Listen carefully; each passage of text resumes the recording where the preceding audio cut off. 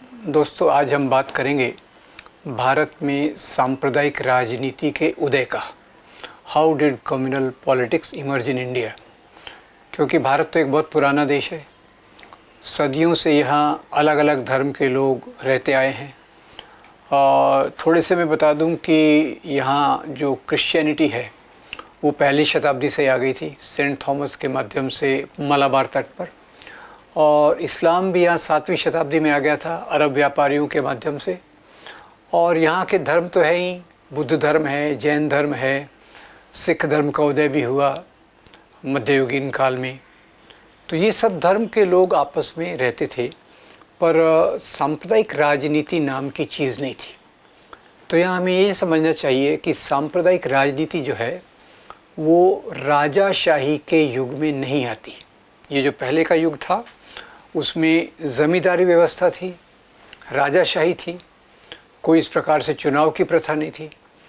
उसको राष्ट्र कहना भी गलत होगा, क्योंकि राष्ट्र हम कब कहते हैं कि जब पूरे लोग अपने आप से एक दूसरे से, शिक्षा से, संचार से और दूसरे माध्यम से, सवालों के माध्यम से जुड़े रहते हैं। तो सांप्रदायिक राजनीति का उदय जो हुआ वो यहाँ हुआ अंग्रेज़ों के आने के बाद। अंग्रेज़ों के आने के बाद यहाँ की सामाजिक व्यवस्था, राजनीतिक व्यवस्था, ये इसमें बहुत गहरे परिवर्तन आए। पर इसमें आने के पहले थोड़ा सा मैं वापस और जाके ये कहूँगा कि जैसे यहाँ पहले अलग अलग प्रकार के राजा थे, पर जैसे सम्राट अशोक से लेकर आप औरंगज़ेब तक आओ तो किसी भी राजा की बाउंड्री, सीमा एक सरी की नहीं थी। और ये राजा का संविधान नहीं होता था, राजा की बाउंड्री ये कभी भी निश्चित नहीं होती थी। राजा के बदलने के साथ साथ उसकी ये भी बदल जाती थी। दूसरा ये ख्याल कीजिए कि जो राजाशाही थी उसका आधार धर्म नहीं था। राजाशाही का आधार ज़्यादातर सत्ता और राजा लोग मुख्य रूप से सत्ता के लिए राज्य करते थे, अपने राज्य का विस्तार करने के लिए राज्य करते थे। अब यहाँ अंग्रेज़ों का आना होता है। उधर यूरोप में इंडस्ट्रियल रिवॉल्यूशन, औद्योगिक क्रांति होती है। इंडस्ट्रियल क्रांति के बाद यूरोप में एक नए प्रकार का समाज, जिसको हम कह सकते हैं मॉडर्न नेशन स्टेट, आधुनिक राज्य व्यवस्था का उदय होता है। और उसी के साथ साथ इंडस्ट्रियल रिवॉल्यूशन। ये इंडस्ट्रियल रिवॉल्यूशन की बात मैं क्यों कह रहा हूँ, क्योंकि मशीनरी का प्रयोग उत्पादन में, employing the machinery technology in the production, इसके कारण लोगों का, देशों का प्रोडक्शन बहुत बढ़ने लग गया। और जो लोग पहले जहाँ औद्योगिक क्रांति हुई वो अपने मार्केट के लिए ढूंढने लग गए। उनके यहाँ व्यापार हो रहा था, उनके यहाँ उत्पादन हो रहा था, पर उस उत्पादन को बेचना कहाँ है, मार्केट कहाँ पैदा करना। इसके लिए बहुत सारे यूरोपीय देश जहाँ पहले औद्योगिक क्रांतियाँ हुई उनके बीच में एक स्पर्धा हुई, और वो स्पर्धा के आधार पे उन्होंने दुनिया भर में जाके अपनी मार्केट्स को स्थापित करने की कोशिश की। इसी कड़ी में आप देखेंगे भारत में फ्रेंच आए, पर फ्रेंच का एक सीमित एरिया था। पोर्चुगीज़ आए, उनका भी एक सीमित एरिया था। पर अंग्रेज़ जो यहाँ आए ईस्ट इंडिया कंपनी के रूप में, धीरे धीरे करके उन्होंने पूरे देश पर राज्य कर लिया। उन्होंने अपनी सेना बनाई। अब ईस्ट इंडिया कंपनी आई तो व्यापार के लिए, पर वो सेना बना रही और पूरे देश में उसका धीरे धीरे करके राज्य हो जाता है। क्योंकि यहाँ अलग अलग राजा थे, एक एक राजा से वो लड़ाई करते थे, दूसरे राजा के साथ संधि करते थे। डिवाइड एंड रूल उन्होंने उस शुरुआत में भी लागू किया, इससे यहाँ उनका पूरा शासन आ गया। अब यहाँ पहली बात ये देखना चाहिए, कई लोग ऐसा हमें बताते हैं कि अंग्रेज़ों के आने के पहले जैसे मुस्लिम वंश के राजा राज्य करते थे, ज़्यादातर मुग़ल के नाम पे बहुत कुछ यहाँ चलता है। तो एक बात बता दूँ कि सभी मुसलमान मुग़ल नहीं थे। मुग़लों के पहले गुलाम, खलजी और दूसरे वंश के लोग यहाँ राज्य करते थे। और दूसरी बात ये भी बता दूँ कि अभी एक बात आई कि ये मुग़ल जो थे वो लुटेरे थे। तो उससे मुझे याद आया ये बताने का कि जो मुसलमान राजाओं ने यहाँ राज्य किया, अब मुसलमान राजाओं में भी दो प्रकार के, कुछ मुसलमान राजा आए लूट कर चले गए, महमूद गोरी, महमूद गजनवी। बाकी जिन मुसलमान राजाओं ने यहाँ राज्य किया, पहली बात तो उन्होंने राज्य किया स्थानीय लोगों के मेल जोल से। तो अकबर के दरबार में बीरबल भी है, अकबर के दरबार में टोडरमल भी है, अकबर का प्रधान सेनापति राजा मान सिंह है। औरंगज़ेब के दरबार में जयचंद भी है, जयसिंह भी है, और औरंगज़ेब के सेनापतियों में ये सब लोग भी, राजपूत लोग भी हैं। तो ये पहली बात।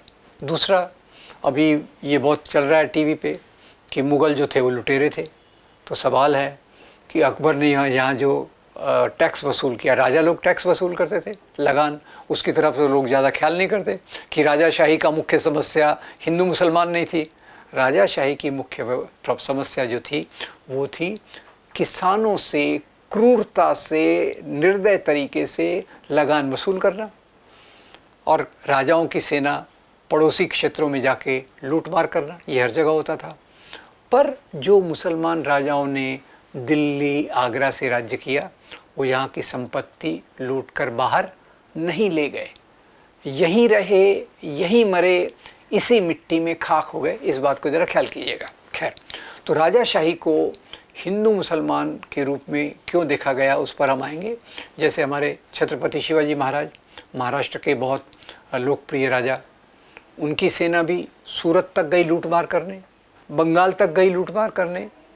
और ये बात भी हमें सीखने को मिलती है कि लूटमार में केवल संपत्ति नहीं आती थी, लूटमार में संपत्ति के साथ साथ वो स्त्रियों को भी लूट कर लाते थे। ये एक राजाशाही की व्यवस्था का आजकल बहुत गुणगान हो रहा है, इसलिए मैंने कहा इसको मैं रेखांकित कर दूं कि राजाशाही की अपनी एक व्यवस्था थी, उससे आज के समाज की तुलना करना गलत है। ठीक है, तो पहली बात, अंग्रेज़ लोग आए, ये अलग प्रकार का शासन था। अलग प्रकार से कैसे था कि यहाँ जो राजा थे यहीं राज्य करते थे, यहीं जीते थे, यहीं मरते थे, स्थानीय सभ्यता में मिलजुल कर होते थे, और ये मेलजोल से ही भारत की सभ्यता, संस्कृति, साहित्य, कला, इन सब का विकास हुआ। अंग्रेज़ों को इसमें कोई रुचि नहीं थी। अंग्रेज़ रहते थे इंग्लैंड में, यहाँ असाइनमेंट करके आते थे, नौकरी करके और चले जाते थे। उनका मुख्य उद्देश्य था यहाँ से संपत्ति को लूट कर ले जाना। अब जब तक अंग्रेज़ आए, 17वीं शताब्दी आ जाती है, 18वीं शताब्दी आ जाती है, और उसी के साथ साथ विज्ञान और टेक्नोलॉजी में परिवर्तन होते हैं, और उससे उत्पादन में बहुत परिवर्तन होते हैं। तो अंग्रेज़ों ने जब यहाँ राज किया, अंग्रेज़ों का राज करना और राजाओं के राज्य करने में एक फ़र्क है, इसको देख लीजिए। और अंग्रेज़ों के राज्य करने का मुख्य फ़र्क ये है कि वो यहाँ की संपत्ति लूट कर इंग्लैंड ले गए। हमको सिर्फ कोहिनूर हीरा याद रहता है, कोहिनूर हीरा जो न मेरे काम का है ना आपके काम का है, वो आपको याद रहता है। पर जो इतनी बड़ी संपत्ति लूट कर ले गए, उसके बारे में हम ज़्यादा सोचते नहीं। तो इसके बारे में शशि थरूर ने बहुत अच्छी किताब लिखी है, the dark era of empire. उसमें बताते हैं कि यहाँ से कितना शोषण हुआ, कितना लूटमार हुआ, कितनी संपत्ति को ले गए, और यहाँ तक कि बंगाल का, जिसको ग्रेट फेमिन कहते हैं, फेमिन में क्या ग्रेटनेस होती है मुझे पता नहीं, ग्रेट फेमिन का मतलब यही है कि लाखों लोग क्रूरता से मारे गए। और आपको पता है उसका कारण क्या था? उसका कारण ये था कि उस समय अंग्रेज़ों को, जो युद्ध के इसमें बिज़ी थे, उनको अपनी सेनाओं के लिए अन्न यहाँ से ले जाना था। They wanted to take away the food grains, ये उसका एक एग्जाम्पल था। तो खैर, उन्होंने यहाँ दबा के शोषण किया। और जो भारत पहले औरंगज़ेब के समय वर्ल्ड में जिसके प्रोडक्शन का कंट्रीब्यूशन 27% था, अंग्रेज़ों के जाने के बाद तक ये कम होके 4% हो गया। अंग्रेज़ों ने दो चीज़ें की, एक संपत्ति को लूट कर ले जाना, दूसरा यहाँ जो लगान की व्यवस्था है उसको उन्होंने और क्रूर बना दिया। They made it more cruel, the exploitation of pageantry was intensified. Anyway, ये तो एक बेसिक प्रोसेस हो गई। इसी के साथ साथ अंग्रेज़ों ने परिवर्तन लाए। समाज हमेशा बदलता रहता है, समाज एक तालाब की तरह नहीं है, एक नदी की तरह है जो हमेशा बदलता रहता है। और उन्होंने जो परिवर्तन लाए, उनका उद्देश्य भी बहुत क्लियर था। उनका उद्देश्य था यहाँ की संपत्ति को लूटकर इंग्लैंड ले जाना, ये उनका सेंट्रल पॉइंट, केंद्रीय मुद्दा। और इसके लिए उन्होंने परिवर्तन लाए। पहला परिवर्तन जो लाया कि यहाँ ट्रांसपोर्ट की व्यवस्था हो। जैसे दिल्ली से सामान लूट के ले जाना है, भोपाल से ले जाना है, तो कैसे जाएगा इंग्लैंड? तो वहाँ से आपको पहले आना पड़ेगा बॉम्बे, कलकत्ता, मद्रास, इन जगहों से सामान ले जाना पड़ेगा। तो पहला उन्होंने जो विकास किया, सामान यहाँ पहले कैसे आता था? दिल्ली से बम्बई तक पहले सामान आता होगा शायद रेलगाड़ी, बैलगाड़ी में, शायद पहले बैलगाड़ी में आता होगा। उन्होंने इसके बदले लाई रेलगाड़ी। तो पहला परिवर्तन हो गया रेल। अब दूसरा, आपको पता होगा पहले राजा लोग एक दूसरे को पत्र लिखते थे, और पत्र ले जाने वाले कौन होते थे? हरकारे, वो जो घोड़े पे जाते थे। अब कई लोग मजाक में मुझे कह देते हैं, अरे पहले तो कबूतर पत्र ले जाते थे। वो बात भी सही है, पर कबूतरों का एक स्पेशलाइजेशन था, वो था लव लेटर्स को ले जाना। खैर, तो इसलिए वो किसी काम के नहीं थे अंग्रेज़ों के। तो अंग्रेज़ों ने यहाँ जो लाया वो था टेलीफोन, टेलीग्राफ, पोस्टल सिस्टम। इसको मैं कहूँगा मेल। और तीसरा उन्होंने जो किया वो था, उससे कुछ फ़ायदा भी हो हमारा, और वो था आधुनिक शिक्षा को लाना। मॉडर्न एजुकेशन, लॉर्ड मैकॉले, उनको चाहिए थे क्लर्क बनाना, उसके कारण वो शिक्षा को लाए। और उनकी शिक्षा के लाने के तरीके में एक सीमितता थी, देयर वाज नैरोनेस, ये पूरा व्यापक शिक्षा का विकास नहीं था। तो खैर, शिक्षा के साथ फिर यहाँ न्याय व्यवस्था बदली। पहले तो राजा के समय न्याय व्यवस्था बहुत सरल है, राजा कानून बनाता है, राजा सरकार चलाता है, राजा कानून लगाता है और लोगों को जेल में डाल देता है। अब यहाँ कानून व्यवस्था बदली, कानून व्यवस्था के साथ जेल व्यवस्था का भी विकास हुआ। तो हमें याद रहे, इसके लिए मैं इसको सरल तरीके से कहता हूँ, यार जेल की कैटेगरी में मैं ये सब डाल देता हूँ, शिक्षा, न्याय व्यवस्था वगैरह वगैरह, जिसकी परिणति जेल में होती है। तो ये तीन परिवर्तन कौन से हो गए? रेल, मेल और जेल, याद रहेगा, ठीक है। अब इसी के साथ समाज बदलता है। याद रखिए, समाज हमेशा एक सरी का नहीं रहता। पहले हम लोग पशुपालक थे, पशुपालक के पहले शिकारी थे, हंटर फूड गैदरर, शिकारी खाद्य जमा करने वाले, और उसके बाद पशुपालक हुए, उसके बाद कृषि समाज आया, और औद्योगिक समाज जो ये आया। इसके साथ साथ अंग्रेज़ों के आने के बाद समाज में 3 नए वर्ग अस्तित्व में आते हैं, और ये अगर हम समझ गए तो हमें सांप्रदायिक राजनीति का उदय समझ जाएगा। अब अंग्रेज़ों को यहाँ पूरा परिवर्तन नहीं करना था, उनको उतना ही करना था जिससे उनका फ़ायदा, शोषण चलता रहे। तो ये 3 नए वर्ग आए। पहला वर्ग आया व्यापारी उद्योगपति। व्यापारी उद्योगपति क्या किया इन्होंने? फैक्ट्रियाँ डाली, अंग्रेज़ों को माल एक्सपोर्ट करते थे और चीज़ें एक्सपोर्ट करते थे। यहाँ वो ग्रुप आया, टाटा, बिरला, बजाज, सिंघानिया, डालमिया, पहला। दूसरा, इसके बाद अब फैक्ट्रियाँ डाली, तो फैक्ट्रियों में काम कौन करेगा? फैक्ट्रियों में काम करेगा मज़दूर, तो दूसरा वर्ग आया मज़दूर। और तीसरा, आधुनिक शिक्षा, आधुनिक न्याय व्यवस्था, इन सब से जो वर्ग अस्तित्व में आया वो था आधुनिक शिक्षित वर्ग। तो ये 3 वर्ग जो हैं, व्यापारी, उद्योगपति, मजदूर वर्ग और आधुनिक शिक्षित वर्ग, इनमें से भारतीय राष्ट्रवाद का उदय होता है। फिर बाकी पुराने वर्ग कौन से थे? पहले किनका शासन था? पहले थे राजा, नवाब, ज़मींदार, जागीरदार। अंग्रेज़ों ने राजा, नवाब, ज़मींदार, जागीरदार को ख़त्म नहीं किया, उसमें उनको कोई रुचि नहीं थी। फ्रांसीसी क्रांति आप देखिए, फ्रांसीसी क्रांति में क्या होता है? उद्योगपति आते हैं, क्रांति करते हैं और राजाशाही के वर्ग को इतिहास के समुद्र में डुबा देते हैं। तो एक नया वर्ग आ जाता है, वही व्यापारियों का, उद्योगपतियों का, मज़दूरों का, और उसी के साथ साथ स्त्रियों को भी मुक्ति मिलती है। ये फ्रेंच रेवोल्यूशन का जो मॉडल है वो यहाँ नहीं होता, क्योंकि यहाँ क्या है? यहाँ कॉलोनियलिज्म, उपनिवेशवाद। नए वर्ग तो अस्तित्व में आते हैं, पुराने वर्ग खत्म नहीं होते। पुराने वर्ग कौन? राजा, नवाब, ज़मींदार, जागीरदार। अब जब नए वर्ग अस्तित्व में आते हैं तो ख्याल कीजिए, अंग्रेज़ों की एक बहुत अच्छी बात थी उस समय की, वो थी संगठनों का बनना। संगठनों का बनना। अब आप अकबर के समय, औरंगज़ेब के समय, अशोक के समय संगठन की कल्पना ही नहीं कर सकते। शिक्षकों का संगठन है, हमारी मांगे पूरी करो, ये लागू करो, मजदूरों की मांगे बढ़ाओ, ऐसा उस समय नहीं था। तो अंग्रेज़ों के आने के बाद संगठन बने, व्यापारियों के, मजदूरों के, शिक्षित लोगों के। इसके मैं आपको केवल 3 उदाहरण दूंगा: बॉम्बे एसोसिएशन, मद्रास महाजन सभा और पुणे सार्वजनिक सभा।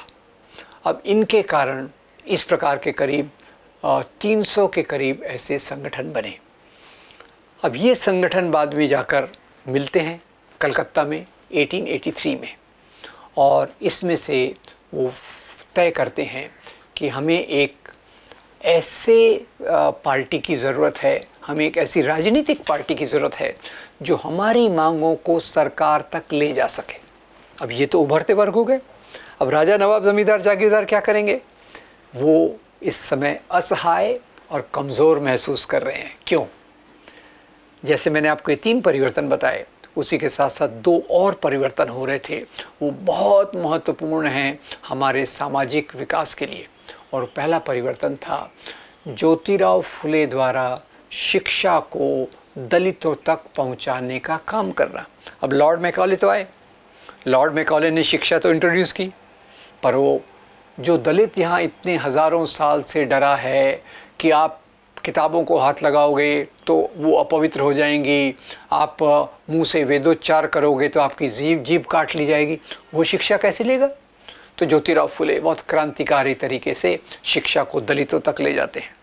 और जो दलित पहले केवल ज़मीन का गुलाम था, वहाँ से मुक्ति पाकर शहरों में जाकर मजदूर बनता है। तो इससे किसकी ताकत कम होगी? ज़मींदार की ताकत कम होगी, तो उसके विरोध में जाएगा। फिर दूसरा, सावित्रीबाई फुले अपनी सहेली फातिमा शेख के साथ मिलकर लड़कियों के लिए स्कूल खोलते हैं। अभी तक क्या कहते हैं? लड़की घर की 4 दीवारी से बाहर नहीं जा सकती, उसकी डोली आएगी और अर्थी उठेगी। अब क्या हो रहा है? ये शिक्षा को स्त्रियों तक ले जा रहे हैं। ये 5 परिवर्तन के कारण जो राजा नवाब ज़मींदार जागीरदार थे, इनकी शक्ति समाज में कम होने लग गई। तो जैसे मैंने आपको बताया उभरते वर्गों से संगठन बने, वैसे ही इनमें से भी संगठन बने। अब मैं इसको थोड़ा समराइज़ कर देता हूँ। उभरते वर्गों में से जैसे 300 के करीब पहले छोटे संगठन बने, उसमें से राजनीतिक पार्टी बनी 1885 में, भारतीय राष्ट्रीय कांग्रेस, और बाद में चलकर और भी पार्टियां बनी। तो कुछ पार्टियां बनी जो भारतीय राष्ट्रवाद को लेकर चली, और डूबते वर्गों में से संगठन बने जिन्होंने धर्म के नाम पर राजनीति की। समाज के क्षेत्र में राजाओं की, नवाबों की चालाकी देखिए। जब उनकी सत्ता कमज़ोर हो रही, तब वो ये नहीं कह रहे कि हमारी सत्ता कमज़ोर हो रही, वो कहते हैं हमारा धर्म संकट में है। तो मुसलमान नवाब क्या कहेगा? इस्लाम खतरे में। हिंदू राजा क्या कहेगा? हिंदू धर्म खतरे में। मेरी मान्यता है धर्म जो नैतिक मूल्यों का नाम होना चाहिए, वो कभी खतरे में नहीं होता। जब लोगों की सत्ता खतरे में होती है तो धर्म के आवरण में बताना चाहते हैं कि हमारा धर्म खतरे में है। तो खैर, ये खतरे वाले लोग आए सामने और इन्होंने भी अपने संगठन बनाए। इन्होंने संगठन बनाए तो उसको हम अभी समराइज़ कर लेते हैं। एक छोटे से में हम एक छोटा मन में एक टेबल बनाएंगे। एक बाएं तरफ उभरते वर्गों के बीच से आए संगठन, और दाएं तरफ डूबते वर्गों के बीच से आए संगठन। वो संगठन जो कमज़ोर हो रहे हैं। कौन कमज़ोर हो रहा है? राजा, नवाब, ज़मींदार, जागीरदार। कौन सी व्यवस्था कमज़ोर हो रही है? ज़मींदारी, लगान व्यवस्था, किसानों पर क्रूर अत्याचार, वो कमज़ोर हो रहा है।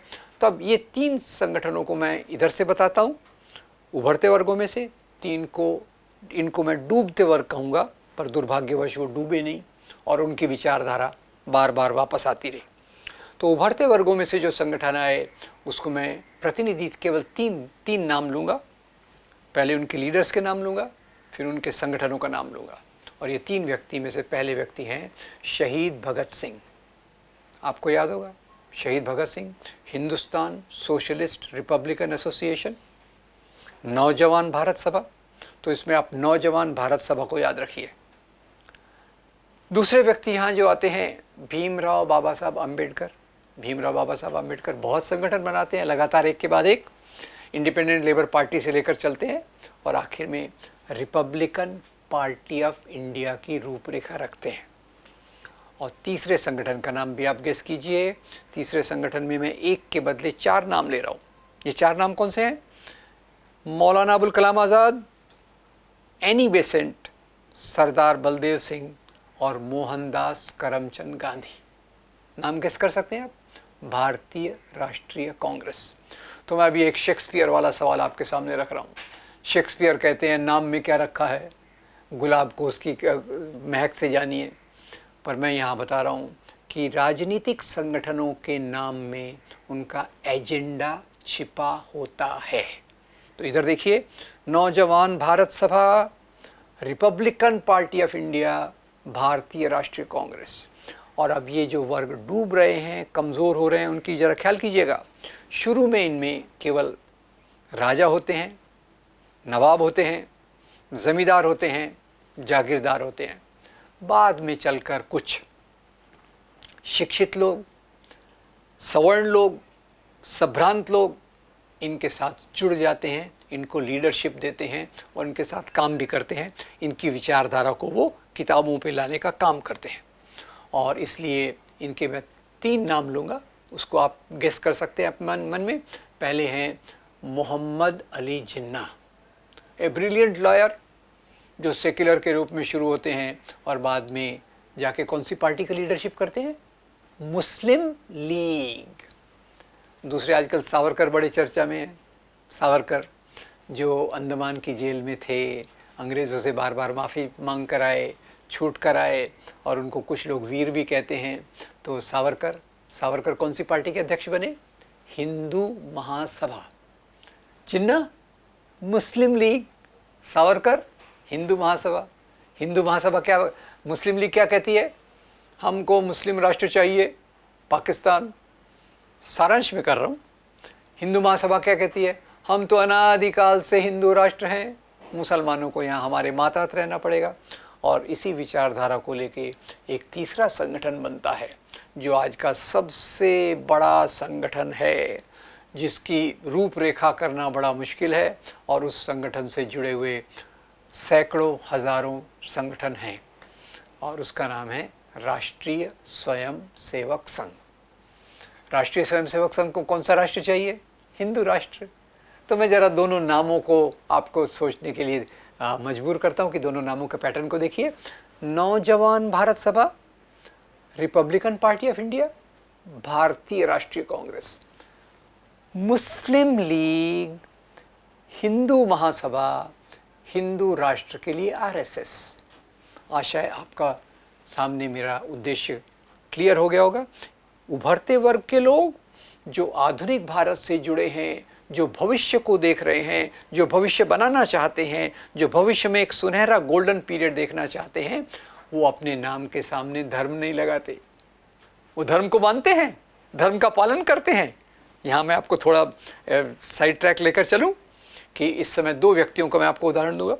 2 व्यक्ति इधर से जो धर्म को मानते हैं पर धर्मनिरपेक्ष है। मतलब धर्मनिरपेक्ष होना यानी केवल नास्तिक होना नहीं। भगत सिंह जैसे नास्तिक तो बहुत कम लोग ही होते हैं, पर ये धर्म को मानते हैं। एक है मौलाना अबुल कलाम आज़ाद, बहुत बड़े मुसलमान, बहुत बड़े मौलाना, इस्लाम के ज्ञाति, इस कुरान का अनुवाद करते हैं, पर कभी मुस्लिम लीग की बात नहीं करते, कभी पाकिस्तान की बात नहीं करते। मैं कल्पना में पूछता हूँ मौलाना साहब से, मौलाना साहब आप तो एक अच्छे मुसलमान हैं, आप मुस्लिम लीग ज्वाइन क्यों नहीं करते, पाकिस्तान की बात क्यों नहीं करते? तो मुझे कल्पना में ही जवाब मिलता है, बरखुरदार, मेरा इस्लाम इंसान को इंसान से जोड़ने की बात करता है, पाकिस्तान तो लोगों को बांटने की बात कर रहा है, मैं उसके साथ नहीं जुड़ सकता। मेरे कहने का तात्पर्य है पाकिस्तान की मांग के साथ यहाँ के ज़्यादा मुसलमान नहीं जुड़े थे, वो बात अलग विषय है, उसको हम फिर कभी लेंगे। खैर, तो एक तरफ मोहम्मद अली जिन्ना, मुस्लिम लीग, सावरकर, हिंदू महासभा और हिंदू राष्ट्र के लिए आरएसएस। तो ये 2 प्रकार की चीज़ों में जो मुख्य फ़र्क है उभरते वर्गों के बीच में, अगर हमको ये फ़र्क देखना होगा, इनके मूल्यों में क्या फ़र्क है, basic difference is not religion, मूलभूत फर्क धर्म का नहीं है, मूलभूत फर्क है वैल्यूज़ का। और वो वैल्यूज़, उभरते वर्गों की वैल्यूज़ जो हैं वो भारतीय संविधान के रूप में सामने आती हैं। भारतीय संविधान का केवल प्रियम्बल पढ़िए, उसके मूल्यों को जीने की कोशिश कीजिए, आपको सब कुछ मिल जाएगा। क्या कहता है? हम भारत के लोग, हम खुद को ये संविधान दे रहे हैं, यानी ये संविधान ऊपर से नहीं आया, हम बना रहे हैं। और किसको दे रहे हैं? खुद को दे रहे हैं। उसमें क्या वैल्यूज़ है? स्वतंत्रता, समता, बंधुता और सामाजिक न्याय, ये यहाँ के मूल्य हैं जो जिनके प्रतिनिधित्व के रूप में मैं डॉक्टर अंबेडकर को सामने रखता हूँ। तो डॉक्टर अंबेडकर इधर है। डॉक्टर अंबेडकर के बारे में एक बात और बता दूँ, जब मैं धर्म के नाम की राजनीति की तुलना करना चाहता हूँ धर्मनिरपेक्ष राजनीति से, सेकुलर पॉलिटिक्स से, धर्मनिरपेक्ष राजनीति से, तो मैं दो व्यक्तियों को आपके सामने रखना चाहता हूँ। एक भीमराव बाबा साहब अंबेडकर, दूसरे के सुदर्शन। के सुदर्शन का नाम शायद आपने नहीं सुना होगा, तो आपको बता दूं उनका उल्लेख कम ही आता है, शायद बहुत सारे उनके बयान वेबसाइट से हटा भी दिए गए हैं। के सुदर्शन ये आरएसएस के सरसंघ चालक, जिसको सुप्रीम लीडर, सुप्रीम डिक्टेटर कहते हैं, वो थे। इनके बीच के अंतर विरोध को अगर आप देखेंगे तो आप भारतीय राष्ट्रवाद बनाम मुस्लिम या हिंदू राष्ट्रवाद का फ़र्क समझ जाएंगे। पहले हम भारतीय राष्ट्रवाद को देखते हैं, प्रतिनिधि के रूप में भीमराव बाबा साहब अम्बेडकर। भीमराव बाबा साहब अम्बेडकर समता के लिए, लोकतांत्रिक मूल्यों के लिए बहुत आंदोलन करते हैं। इस आंदोलन में एक आंदोलन होता है चौदार तालाब का आंदोलन, कि हम दलितों को भी सार्वजनिक पानी पीने का अधिकार होना चाहिए। एक आंदोलन होता है चौदार तालाब का, आप हमको हिंदू मानते हो, मंदिरों में आने दो, चौदार तालाब का आंदोलन। और इसी के साथ साथ उन्होंने एक किताब को जलाया, आप गेस कर सकते हैं वो किताब का नाम है मनुस्मृति। मनुस्मृति को जलाते समय बाबा साहब ने कहा होगा, मनुस्मृति में शूद्र और स्त्रियों की गुलामी के कानून दिए हैं, ये कानून मुझे मंजूर नहीं है, इसलिए मैं इस किताब को जला रहा हूँ। वही बाबा साहब बाद में जाकर भारतीय संविधान की ड्राफ्टिंग कमेटी के अध्यक्ष बनते हैं। तो मनुस्मृति क्या देता है? शूद्र और स्त्रियों की गुलामी। भारतीय संविधान क्या देता है? स्वतंत्रता, समता, बंधुता के मूल्य। के सुदर्शन जी के बारे में बता दूं, आरएसएस के सरसंघ चालक, जिसके विचारों पे आरएसएस चलता है, जो आरएसएस के विचारों का प्रतिनिधित्व करते हैं, सन 2000 में आरएसएस के मुखिया बनते हैं और कहते हैं भारतीय संविधान विदेशी मूल्यों पर बना है। मुझे बड़ी हैरानी होती है ये बात सुनकर कि क्या मूल्य भी देशी और विदेशी होते हैं? मुझे तो लगता है मूल्य पूरी मानवता के होते हैं, ये मेरा अपना विचार है। तो खैर, उन्होंने कहा भारतीय संविधान के मूल्य ये विदेशी हैं, फेंक दो और एक ऐसा संविधान लाओ जो भारतीय धर्म ग्रंथों के आधार पे बना हो। आप गेस कर सकते हैं वो कौन सा भारतीय धर्म ग्रंथ है जिसमें समाज के कानून और नियम दिए हैं? मनुस्मृति।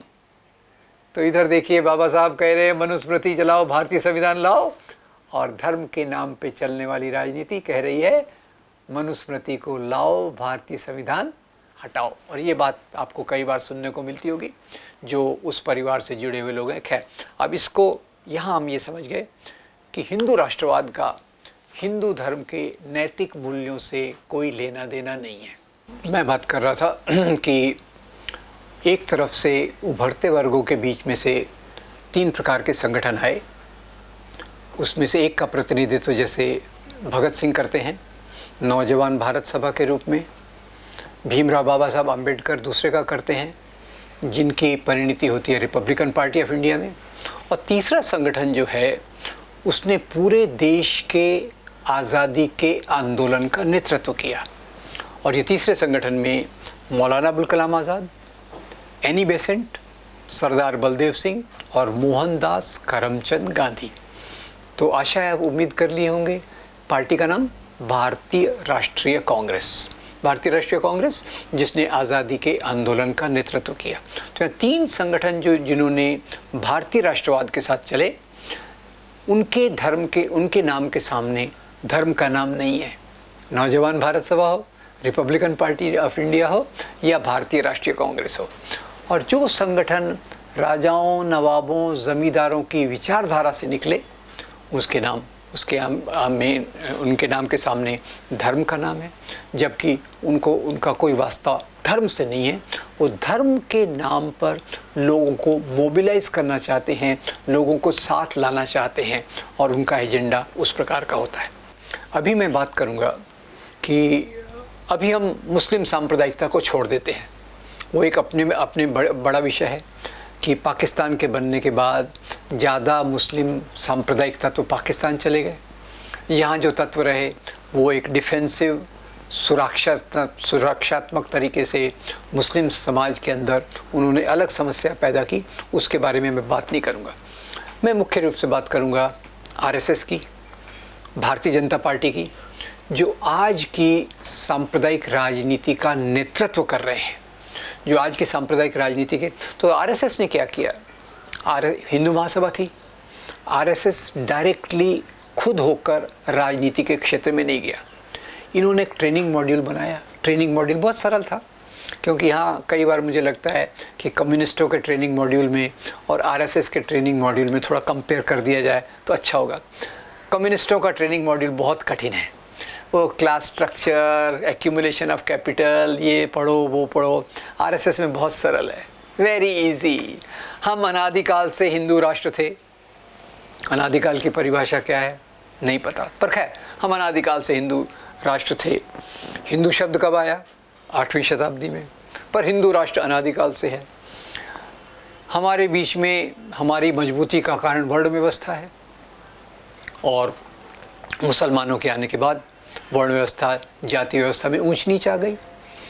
हम स्त्रियों को देवी का दर्जा देते थे, मुसलमानों के आने के कारण स्त्रियों पे अत्याचार होने लग गए।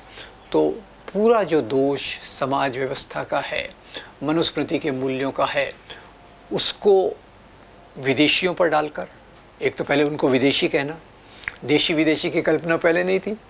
देश के बनने के बाद ही देशी विदेशी होता है, पासपोर्ट वीज़ा होता है, और यूनाइटेड नेशंस के साथ साथ हम अपने राष्ट्र की कल्पना को ले चलते हैं। पर इन्होंने ये मॉड्यूल जो बनाया, इनके शाखाओं में इस मॉड्यूल के आधार पे स्वयंसेवकों को ट्रेन करते हैं और प्रचारक बनाते हैं। ये एक बात उनकी खास है। आज जो सांप्रदायिकता का इतना बड़ा प्रभाव है, उसका मुख्य कारण कोई वैचारिक शुद्धता नहीं है। उसका कारण ये है कि पिछले 90-95 साल से लगातार नियमित रूप से शाखाओं में इस प्रकार का इंडोक्ट्रिनेशन 5 से 15 साल के लड़कों के बीच में ये बोया जाता है, और उसमें ख़ास तौर से 2 चीज़ें की जाती हैं। एक, प्राचीन काल का गौरव। प्राचीन काल का गौरव यानी इसमें क्या हो जाएगा? उसमें मनुस्मृति आ जाएगी, उसमें स्त्री पुरुष के बीच में जो भेद है, स्त्री की जो द्वितीय दर्जे का स्थान है, जाति व्यवस्था की वैधता, लेजिटिमेसी ऑफ कास्ट सिस्टम। तो आरएसएस का मॉड्यूल बहुत एक सोच समझकर बनाया गया। एक, पुराने समय की श्रेष्ठता, यानी ancient period was a golden period, स्वर्णिम युग था। क्या स्वर्णिम युग था? स्त्रियां गुलाम थी, दलित गुलाम थे, पर उसको एक दूसरे तरीके से प्रस्तुत करते हैं। और दूसरा उसका भाग है, उसका दूसरा पैर है कि ये मुसलमान विदेशी है, क्रिश्चियन विदेशी है। हमारी जो समस्याएं हैं वो सब मुसलमानों के कारण है, क्रिश्चियंस के कारण है। तो उसमें हीरो आ जाते हैं, गुरु गोविंद सिंह, फिर राणा प्रताप और अकबर की लड़ाई को बताते हैं, हिंदू मुसलमान की लड़ाई। पर आपको बता दूं मैं कि राणा प्रताप और अकबर की जो लड़ाई हुई थी हल्दी घाटी के मैदान में, उसमें राणा प्रताप का जो साथ दे रहे थे, उनके जो सेनापति थे, उनका नाम था हकीम खान सूर। और अकबर तो हल्दी घाटी के मैदान में आए नहीं थे। अकबर की सेना का नेतृत्व जो कर रहे थे, उनका नाम था राजा मान सिंह। पर खैर शाखाओं में चलता है, सालों साल चलता है। अकबर और राणा प्रताप की लड़ाई, राणा प्रताप हीरो, अकबर लुटेरा। इधर से चलता है फिर हमारे महाराष्ट्र के छत्रपति शिवाजी महाराज के बारे में। उन्होंने अफजल खान की हत्या की। हत्या क्यों की? हिंदू मुसलमान के कारण या सत्ता के कारण, वो हमें बताएंगे नहीं की ज़रूरत नहीं है। पर वहाँ शिवाजी महाराज ने कितनी बहादुरी से अफजल खान की हत्या की। तो इस प्रकार की कहानियों के आधार पे स्वयंसेवकों को, प्रचारकों को तैयार किया जाता है। अब ये प्रचारक बाद में चलकर एजुकेशन, शिक्षा के क्षेत्र में जाते हैं, मीडिया के क्षेत्र में जाते हैं, सरकारी नौकरियों में जाते हैं, पुलिस में जाते हैं, ब्यूरोक्रेसी में जाते हैं। मुझे सुनकर बड़ी हैरानी हुई कि ज़्यादातर IAS एकेडमीज़, इनको चलाने वाले RSS के लोग हैं। तो आपके प्रशासन में किस प्रकार के लोग होंगे, सोचिएगा। अभी आजकल सुप्रीम कोर्ट बहुत अच्छे अच्छे निर्णय दे रहा है। एक बात जो मैंने सुनी कि दिल्ली के दंगों के बारे में पुलिस की जो पार्शियलिटी है उसके बारे में बता रहा है। पर उससे आगे जाके मैं सोचता हूँ पुलिस पार्शियल क्या है, क्योंकि अंग्रेज़ों के समय में अंग्रेज़ों ने बहुत बदमाशी की, पर police was impartial after the rights. अभी पुलिस में पार्शियलिटी क्यों आ गई, क्योंकि उसमें भी इस प्रकार के लोग घुस गए हैं जो अलग अलग प्रकार की चीज़ों को मानते हैं। और ख़ास तौर से मुस्लिम और क्रिश्चियंस पे जो अत्याचार होता है, दलितों पे जो अत्याचार होता है, महिलाओं को एक दुय्यम दर्जे से देखने की प्रवृत्ति प्रशासन में आ गई। तो RSS ये इनको तैयार करता है। इसी के साथ साथ इसने पहला संगठन जो फ्लोट किया था वो था राष्ट्र सेविका समिति। मैं शेक्सपियर, मुझे बहुत नाराज़ होंगे, शेक्सपियर मेरे से नाराज़ होंगे कि मैं नाम का विश्लेषण करते रहता हूँ। अब पुरुषों के संगठन का नाम क्या है, राष्ट्रीय स्वयं सेवक संघ। राष्ट्रीय स्वयं सेवक संघ में महिलाएं नहीं है, इट्स एक्सक्लूसिवली मेल ऑर्गेनाइजेशन। ऐसे कुछ मेल ऑर्गेनाइजेशंस के नाम आपको भी पता होगा। एक इजिप्ट में मुस्लिम ब्रदरहुड है, और दूसरे आजकल जो चर्चा में है अफ़गानिस्तान में तालिबान, वो भी एक्सक्लूसिवली मेल ऑर्गेनाइजेशंस हैं। पर यहाँ स्त्रियों को एक अपने मातहत रख के राष्ट्रीय स्वयं सेवक संघ, और औरतों का जो संगठन है वह राष्ट्र सेविका समिति। सोचिए क्या है इसमें, कुछ गायब है, स्वयं गायब है। स्त्रियों के संगठन में स्वयं की कोई जगह नहीं है, क्योंकि स्त्रियों का स्वयं हर एक पुरुष प्रधान विचारधारा के अनुसार से, according to every patriarchal ideology, the being of women is in the pocket of men. ये मैं केवल इस एक RSS की बात नहीं कर रहा, वो क्रिश्चियन फंडामेंटलिज्म हो, बुद्धिस्ट फंडामेंटलिज्म हो या इस्लामिक फंडामेंटलिज्म हो, हर फंडामेंटलिज्म औरतों को दुय्यम दर्जे का स्थान देता है। फिर उन्होंने बनाया ABVP, वनवासी कल्याण आश्रम। हम कहते हैं आदिवासियों की अपनी अस्मिता है, उसको ज़िंदा रखना चाहिए। ये कहते हैं वो तो केवल वन में रहते हैं, ये पुराने हमारे भटके हुए हिंदू हैं, उनको वापस लाना है, उनको क्रिश्चियंस ने कन्वर्ट कर लिया है। ये उनकी विचारधारा का तीसरा भाग। और उनकी विचारधारा का चलते चलते उन्होंने जो भारतीय जनता पार्टी का पूर्वज था वो था भारतीय जनसंघ, जो 1952 में बना। और यहाँ हिंदू महासभा और RSS का सिंथेसिस, मिलाप हुआ, उससे भारतीय जनसंघ बना। और इन्होंने बाद में भारतीय जनता पार्टी बनी। तो अब मैं आता हूँ केवल भारतीय जनता पार्टी, किस प्रकार के मुद्दे इन्होंने लिए और किस प्रकार के मुद्दे। पंडित जवाहरलाल नेहरू को मैं केवल एक उदाहरण के रूप में रखता हूँ, और बहुत सारी कंट्रोवर्सीज है, उस पर मैं नहीं जाता। पर नेहरू ने ज़्यादातर जो जोर दिया था उस समय पब्लिक सेक्टर, जिसके कारण बाद में यहाँ की इंडस्ट्री डेवलप हो सकी, यहाँ का एजुकेशन, यूनिवर्सिटीज़, जिसका IITs एक गोल्डन उदाहरण है, स्वर्णिम उदाहरण है, CSIR, फिर जो बाकी इसरो, ये पूरी जो साइंटिफिक एस्टैब्लिशमेंट्स हैं, इनकी रूपरेखा नेहरू के समय, पूरा जो इंडस्ट्रियल डेवलपमेंट है नेहरू के समय, पूरा जो हमारा मैन पावर आज अगर आप देखें तो आप गर्व के साथ कह सकते हैं इंडिया का जो सॉफ्ट पावर, सॉफ्टवेयर में काम करने वाले लोग हैं, उनकी जगह पूरी दुनिया में है। वो कैसे आई? वो अभी के किससे नहीं आई, उसके पीछे एक आधारशिला थी, और उस आधारशिला के कारण ये उपलब्धि भारत की हुई। खैर, इनके फोकस क्या थे? मुख्य फोकस, जैसे एक फोकस होता है, भगत सिंह क्या बात करते थे? भगत सिंह ये बात नहीं करते थे कि राम मंदिर बनाओ, गौ माता की पूजा करो, गोबर से कोरोना को दूर करो, ये बातें नहीं करते थे। भगत सिंह जो नास्तिक थे, भगत सिंह बात करते थे वैज्ञानिक सोच की, भगत सिंह बात करते थे गरीबी दूर होना चाहिए, दलितों पे अत्याचार बंद होना चाहिए, किसानों पे अत्याचार बंद होना चाहिए, मजदूरों को उनके अधिकार मिलना चाहिए। अंबेडकर क्या बात करते थे? अंबेडकर बात करते थे समता की बात करते थे। नेहरू कांग्रेस ने देश को जो ले गया जिस रास्ते पर, पंचवर्षीय योजना, 5 ईयर प्लान, 5 साल में इतनी उपलब्धि करना चाहिए, पर इससे अलग चलकर इन्होंने 1980 के दशक के बाद में, यहाँ एक मैं आपको वाक्य दूंगा, पंडित नेहरू ने शायद भाखड़ा नंगल बांध के उद्घाटन के समय एक वाक्य कहा था, उसको मैं विस्तृत करके कह रहा हूँ। पंडित नेहरू ने उस समय कहा था, ये जो हमारे बांध हैं ये आधुनिक भारत के मंदिर हैं, these are the temples of modern India. उसको मैं विस्तार करके कहूँगा, ये जो हमारी यूनिवर्सिटीज़ हैं, ये जो हमारे साइंटिफिक एस्टेब्लिशमेंट्स हैं, ये जो हमारी इंडस्ट्रीज़ हैं, these are the temples of modern India. 1980 के बाद से मामला बदल गया।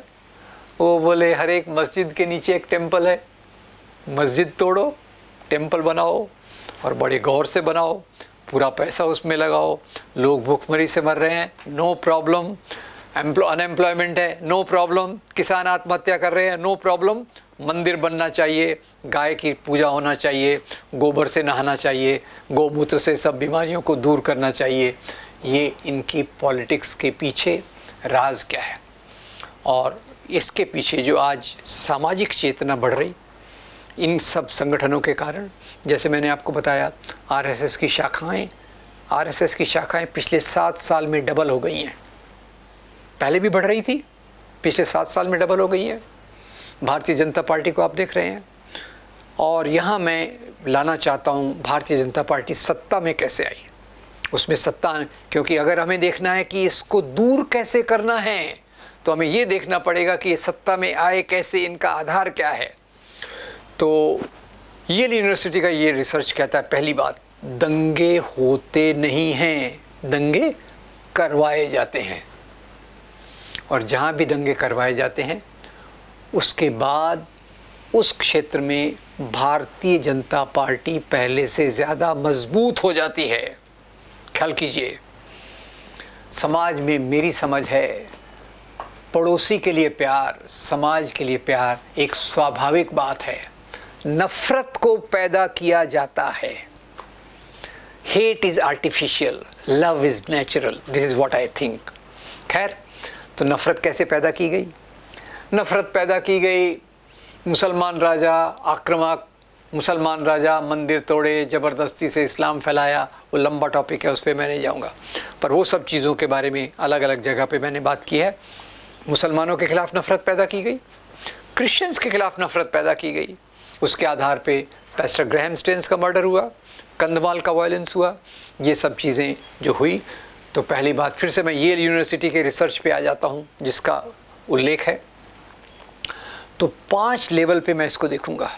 पहले, अल्पसंख्यक समाज के खिलाफ गलत प्रचार, मंदिर तोड़े गए, धर्मांतरण किया गया, जजिया लगाया गया, इनके परिवार बड़े होते हैं, लव जिहाद के माध्यम से कन्वर्ट करेंगे, ये बीफ, गऊ हमारी माता है, ये उनको खाते हैं, इसके आधार पे समाज में नफ़रत फैलाना।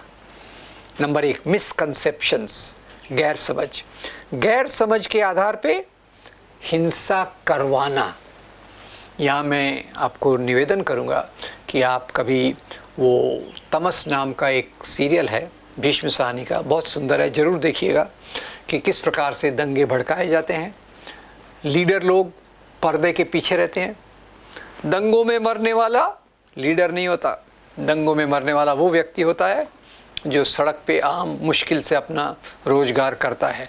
उसको किस प्रकार से भड़काया जाता है, भड़काने के लिए दूसरे समाज के खिलाफ नफ़रत फैलाई जाती है। तो येल यूनिवर्सिटी के मॉडल को मैं पूरा कर देता हूँ। पहला, मिसकंसेप्शंस, गलत प्रचार फैलाना, प्रचार के आधार पे नफ़रत पैदा करना। नफ़रत पैदा हो गई तो दंगे करवा सकते हैं, दंगे करवाने के बाद पावर में आना, पावर में आने के बाद अपनी राजनीति को और मजबूत करना। ये एक गोल चक्र में हम फंस गए हैं। आज जिस समाज में गरीबी बढ़ रही है, रिकॉर्ड तौर से अनएम्प्लॉयमेंट बढ़ रहा है, किसानों का आंदोलन 1 साल से खड़ा है जिसकी कोई सुन नहीं रहा, और मध्य वर्ग जो था मुश्किल से जी रहा था वो निम्न वर्ग की तरफ घिसर रहा है। उसके बावजूद मुद्दे वही हैं कि गौमूत्र से ये होता है, और प्राचीन काल में पुष्पक विमान था, सेल बायोलॉजी थी, मनुष्य के शरीर पर हाथी का सिर लगा सकते थे। ये सब क्यों किया जा रहा है? इसके पीछे कारण ये है प्राचीन काल के मूल्यों को आज के संदर्भ में वापस लाना। अभी हम बात कर रहे थे कि आरएसएस की जो राजनीति है उसका प्रभाव केवल भारतीय जनता पार्टी के आधार पे नहीं है, उसका प्रभाव उसके बहुत सारे संगठनों के रूप में है जो सड़कों पर मॉब लिंचिंग करते हैं, जो लव जिहाद के ख़िलाफ़ बात करके मुसलमान नौजवानों पे आक्रमण करते हैं, और ये सब चीज़ें चलती हैं। तो जैसे मैं बात कर रहा था कि येल यूनिवर्सिटी ने रियल रिसर्च करके जो बातें सामने लाई हैं, उसी प्रकार का रिसर्च भारत में भी पहले हो चुका है। और डॉक्टर असगर अली इंजीनियर ने कम्युनल वायलेंस पे बहुत रिसर्च किया, पॉल ब्रॉस ने भी बहुत रिसर्च किया। तो मुख्य बात ये है कि इसको अगर हमको मुकाबला करना है तो वो 5 स्टेप्स जिसके आधार पे ये सत्ता पे आते हैं, जिसके आधार पे इनकी राजनीति चलती है, जिसके आधार पे समाज को बांटते हैं, उसका हमको ये करना पड़ेगा, उसको विरोध करना पड़ेगा, और हमें उसी प्रकार की चीज़ों को करना पड़ेगा जिसके आधार पे समाज जुड़े, समाज में एकता हो, और जो मूल्य आज़ादी के आंदोलन के दौरान महात्मा गांधी के नेतृत्व में हम लोगों ने चले थे, हम लोगों ने पाले थे, उन्हीं मूल्यों को वापस लाना। तो जैसे मैं बता रहा था, इसको मैं थोड़ा सा दोहरा देता हूँ कि सबसे पहले है अल्पसंख्यकों के खिलाफ पूर्वाग्रह, गलत धारणाओं का फैलाना। दूसरा है इसके आधार पे नफ़रत पैदा करना। तीसरा है इस नफ़रत के आधार पे दंगे करवाना। चौथा है दंगों के आधार पे सत्ता पे आना। और 5वां है सत्ता में आके उस एजेंडा को पूरा करना जो समाज के चंद संभ्रांत लोगों के फेवर के हैं, उनको सपोर्ट करते हैं। तो आज हमें अगर इस राजनीति का मुकाबला करना हो तो प्रतीक के रूप में मैं ये कह सकता हूँ कि इसके सबसे बड़ी उदाहरण के रूप में हमें सबसे जो महत्वपूर्ण काम करना पड़ेगा, उसमें कुछ लॉन्ग टर्म चीज़ें हैं जो हमें हमेशा करनी चाहिए, कुछ शॉर्ट टर्म है। मैं शॉर्ट टर्म पे बाद में आता हूँ, पहले लॉन्ग टर्म चीज़ों पे आता हूँ। यहाँ अंग्रेज़ों ने जब राज किया तो फूट डालो और राज करो की नीति के चलते उन्होंने इतिहास को राजाओं के धर्म से जोड़ दिया। दे connected history with the religion of Kings. जबकि इतिहास का निर्माण किसान करता है, औरतें करती हैं, आदिवासी करते हैं, दलित करते हैं, वो उसकी इसमें कोई जगह नहीं है। केवल हिंदू वर्सेस मुस्लिम इतिहास बताया गया जिसके आधार पे नफ़रत फैलाई गई। तो हमारी पहली कोशिश होना चाहिए कि समाज में इन विचारों का विरोध करने के लिए, समाज में सही विचारों को प्रस्थापित करने के लिए, to root them in the society, हमें बहुत सारे कार्यकर्ताओं की ज़रूरत पड़ेगी। आज ये बहुत मुश्किल काम है, जीना अपने आप में एक बहुत मुश्किल समस्या है, तो उसमें वक्त निकाल कर समाज की इन चीज़ों के लिए काम करना और भी मुश्किल आता है। तो ये चीज़ों को समाज तक ले जाने के लिए जो पूर्वाग्रह हैं, कुछ मेरे ख्याल से ऐसे ट्रेनिंग प्रोग्राम्स की ज़रूरत है। ट्रेनिंग प्रोग्राम्स जो हमारे विद्यार्थियों को, नवयुवकों को, नवयुवतियों को इतिहास की तार्किक, रैशनल सोच, और वो सोच जिसका प्रतिबिंब हमको थोड़ा बहुत डिस्कवरी ऑफ इंडिया में मिलता है, पंडित जवाहरलाल नेहरू की, थोड़ा बहुत हमको महात्मा गांधी की हिंद स्वराज में मिलता है, और जिसका एक प्रतिबिंब श्याम बेनेगल के सीरियल भारत एक खोज में भी मिलता है। इन विचारों को समाज तक कैसे ले जाना, इसके अलग अलग मैकेनिज़म्स, अलग अलग कन्वेयर बेल्ट्स, अलग अलग तरीके हमें निकालने पड़ेंगे। जो आज NGOs काम कर रहे हैं, समाज सेवी संस्थाएं हैं, हर एक के पास बहुत काम है। पर मुझे लगता है कि जब तक हम ये सांप्रदायिकता के राक्षस से मुकाबला नहीं करेंगे, सांप्रदायिकता की समस्या से हम मुकाबला नहीं कर सकेंगे, हम मानव अधिकारों की रक्षा नहीं कर सकते। मानव अधिकारों की रक्षा की पहली बात ये होती है कि आपका लोकतंत्र हो। अगर सांप्रदायिक राजनीति मजबूत है तो लोकतंत्र नहीं हो सकता।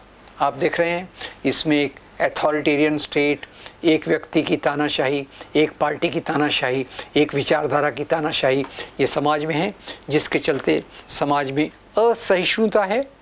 और कोई आपके विचारों से असहमत होता है तो उसको या तो लोग बायकॉट करने की बात करते हैं।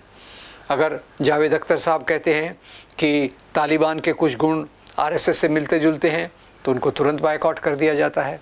ये सब चीज़ें जो असहिष्णुता समाज में है, इससे अगर हमको दूर करना है, इससे निजात पाना है, तो सबसे पहली बात ये सही विचारों के आधार पे हमारे जो राजनीतिक कार्यकर्ता हैं, हमारे जो सामाजिक कार्यकर्ता हैं, हमारे जो एनजीओज़ हैं जो समाज में परिवर्तन लाना चाहते हैं, उन कार्यकर्ताओं के बीच में ऐसे ट्रेनिंग प्रोग्राम्स की ज़रूरत है जो 5 दिन तक चलें, 7 दिन तक चलें, जो इतिहास को एक गरीब मज़दूर की दृष्टि से देखें, एक मेहनतकश मज़दूर की दृष्टि से देखें, महिला की दृष्टि से देखें, आदिवासी की दृष्टि से देखें। एक इस प्रकार की सोच को के आधार पे एक टीम को खड़ा करना बहुत ज़रूरी है। फिर ये करेगी क्या? ये टीम करेगी कि समाज जहाँ भी वो काम करते हैं, वो राजनीतिक पार्टी में हैं, वो एनजीओ में हैं, वो स्कूल में हैं, वो कॉलेज में हैं, वो अपनी जगह पर रह के इन विचारों के आधार पे समाज में कार्यक्रम करेंगे। समाज में कार्यक्रम करेंगे।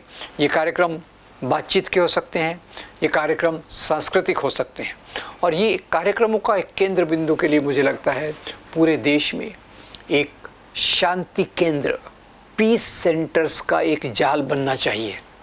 पीस सेंटर से मेरा क्या मतलब है? पीस सेंटर से मतलब है कि हम नौजवान नवयुवतियों को ट्रेन करें इन विचारों में, जो एक जगह पर छोटी सी लाइब्रेरी, थोड़ी फिल्में देखने की सहूलियत, थोड़े सांस्कृतिक कार्यक्रम की सहूलियत, थोड़े संगीत की सहूलियत, इसके आधार पे एक केंद्र बनाएं। उस केंद्र में हफ्ते में एक बार, 15 दिन में एक बार कार्यक्रम हो, जहां हम अच्छी फिल्में देखें। जैसे इसकी बहुत बड़ी लिस्ट हमारे दोस्त लोगों ने बनाई है, और जैसे नसीम, मम्मो, सलीम लंगड़े पे मत रो, मिस्टर मिसेस अय्यर, ये कुछ नाम मेरे दिमाग में आते हैं, पर ऐसी बहुत सारी फिल्में हैं जिसका हमको लगातार स्क्रीनिंग करके एक अच्छा संदेश समाज के, पूरे समाज में, समाज के नवयुवकों के बीच में देना चाहिए। ये पीस सेंटर एक ऐसा केंद्र होंगे जिसके आधार पे एक सही समझ को समाज के अलग अलग तबकों तक ले जाना बहुत ज़रूरी है। नंबर 1। नंबर 2, आज समाज के बीच में गहराइयाँ बहुत आ रही हैं। ये ऐसा समाज है जहाँ मुहर्रम में हिंदू लोग हिस्सा लेते थे, होली में मुसलमान हिस्सा लेते थे, एक दूसरे के त्योहारों में भाग लेते थे। आज उसमें एक दीवारें खड़ी हो रही हैं। ये दीवारों को तोड़ना बहुत ज़रूरी है, और ये दीवारों को तोड़ने के लिए ऐसे सांस्कृतिक कार्यक्रमों की ज़रूरत है, जैसे उसमें मेरे ख्याल से नुक्कड़ नाटक, सामूहिक संगीत, ये सबसे सुंदर रास्ता है। जैसे नुक्कड़ नाटक में सफदर हाशमी ने बहुत अच्छा रास्ता दिखाया है, उसको लेकर हम आगे चलते सकते हैं। संगीत का मैं ज़्यादा जानता नहीं हूँ, पर बहुत क्रांतिकारी गीत और अच्छे गीतों का ग्रुप बन सकता है, जो इन गीत, जब भी उसका एक ही उदाहरण मैं आज के समाज में दे सकता हूँ, चारुल भरवाड़ा और विनय महाजन, उनके गीतों के माध्यम से हम ऐसे ग्रुप्स बना सकते हैं स्कूल्स में, कॉलेजेस में। और फिर डॉक्यूमेंट्री फिल्म्स का फेस्टिवल, डॉक्यूमेंट्री फिल्म्स को बीच बीच में नियमित रूप से दिखाना, क्योंकि आज पहले अभी तक मैं देखता था ज़्यादा दुष्प्रचार मुसलमानों के खिलाफ, क्रिश्चियंस के खिलाफ। अभी जो दुष्प्रचार है वो गांधी के खिलाफ, नेहरू के खिलाफ, सुभाष चंद्र बोस के खिलाफ, और इस प्रकार से वो कर रहे हैं कि जिसमें हमारे मूल्य छुप जाएं। तो सबसे मजबूत बात होना चाहिए कि इन मूल्यों को, सच्चाई को समाज में प्रस्थापित करने के लिए एक आंदोलन, और ये आंदोलन में एक भाग ये होना चाहिए कि हम अलग अलग कम्युनिटीज़ के लोगों को कार्यक्रमों के माध्यम से, त्योहारों के माध्यम से, राष्ट्रीय दिन के माध्यम से, अंबेडकर जयंती, भगत सिंह जयंती, गांधी जयंती और दूसरे कार्यक्रमों के माध्यम से इनको हम जोड़ें। ये एक काम हो सकता है। दूसरी ज़रूरत ये है कि आज देश में बहुत बड़े बड़े संगठन हैं जो मानव अधिकारों के लिए काम करते हैं, जिनका अलग अलग कार्य क्षेत्र में उनकी श्रेष्ठता को, उनकी उपलब्धियों को, उनके अचीवमेंट्स को कोई मुकाबला नहीं है। पर ज़रूरत इस बात की है कि इनके बीच में एक समन्वय, कोऑर्डिनेशन, कोऑपरेशन की ज़रूरत है, जिससे इनका काम देशव्यापी हो सके, एक दूसरे को ये मदद कर सके, कंधे से कंधा मिला के चल सके, एक दूसरे के एजेंडा में हाथ लगाएं। और इसके लिए मेरी समझ है भारत में बहुत बड़े बड़े अच्छे सामाजिक कार्यकर्ता हैं जिन्होंने इस बात को सोचना चाहिए कि हम अपनी शक्तियों को, अपनी एनर्जीज़ को कैसे सिनर्जाइज करें, कैसे उनको एक दिशा दें, ताकि हमारा प्रभाव समाज में एक महत्वपूर्ण तरीके से होना चाहिए। दूसरा, मैं ये देखता हूँ कि आज एक इस प्रकार का एक सामाजिक मंच की ज़रूरत है, जो सामाजिक मंच इन चीज़ों को समाज के दूर दूर के क्षेत्रों में ले जा सके। और तीसरी बात यह है कि जो पार्टी, अब आज पार्टी का विश्लेषण करने गए तो अपने आप में एक बहुत मुश्किल का काम है। मेरे पास कोई फार्मूला तो नहीं है, पर मैं इतना जानता हूँ कि जो पार्टी इस्लामिक राष्ट्र की बात करे, हिंदू राष्ट्र की बात करे, ऐसी पार्टियों से किसी प्रकार का कोई समझौता नहीं होना चाहिए। मैंने इसमें मजाक में एक फार्मूला बनाया था कि हमारे पास उससे अच्छा सर्वश्रेष्ठ विकल्प तो नहीं है। हमारे पास जो विकल्प है वो है खराब, उससे खराब, सबसे खराब और भारतीय जनता पार्टी। ये विकल्प है, तो इसमें आपको चुनना पड़ेगा। और आज भारतीय जनता पार्टी इतनी मजबूत हो गई है कि उसको अगर सत्ता से दूर रखना है तो विपक्ष की एकता के बगैर हम आगे जा नहीं सकते। और ये विपक्ष की एकता में कुछ पार्टियों को अपने अहंकार को नियंत्रित करना पड़ेगा, कुछ पार्टीज़ को अपने क्षेत्रीयता से बाहर आना पड़ेगा, और थोड़ा गिव एंड टेक के आधार पे एक कोलैबोरेशन करना चाहिए। पर मुख्य रूप से मुझे लगता है कि वो सांस्कृतिक कार्यक्रम जो हमें उदारता सिखाते हैं, जो हमें मानवता से प्यार करना सिखाते हैं, वो धार्मिक मूल्य जो पड़ोसी से प्यार करो, वसुधैव कुटुंबकम, और अपने पड़ोसी के खाने पीने का ख्याल रखो, ऐसी चीज़ें सिखाते हैं। और जो भारतीय संविधान के मूल्य स्वतंत्रता, समानता, बंधुता के मूल्यों को सिखाते हैं, उस आधार पे अगर हम चलें तो निश्चित रूप से हम उस सपने का भारत, उनके सपने का भारत बना सकते हैं जो हमारे सपनों का भी होना चाहिए। उसमें भगत सिंह हों, अंबेडकर हों, गांधी हों, सुभाष चंद्र बोस हों, उनके सपनों के भारत में यही बात है कि ऐसा एक भारत बने जहाँ कोई व्यक्ति भूखे पेट न सोए, कोई व्यक्ति खुले आसमान के नीचे सोने के लिए मजबूर न हो, और कोई व्यक्ति बिना कपड़ों के न रहे। ऐसा एक समाज, सबको नौकरी मिले, सबको एक उचित घर की व्यवस्था हो, स्वास्थ्य सुविधाएं हो, शिक्षा सुविधाएं सबके लिए हो, एक ऐसे समाज की कल्पना करना बहुत ज़रूरी है। उसके लिए काम करना भी ज़रूरी है, पर उसके लिए सबसे महत्वपूर्ण बात है कि हम सांप्रदायिकता की राजनीति को, संकीर्ण राजनीति को, धर्म के नाम पे चलने वाली राजनीति को परास्त करके उस राजनीति का सामने लाएं जो आज़ादी के आंदोलन से निकली थी। Thank you very much.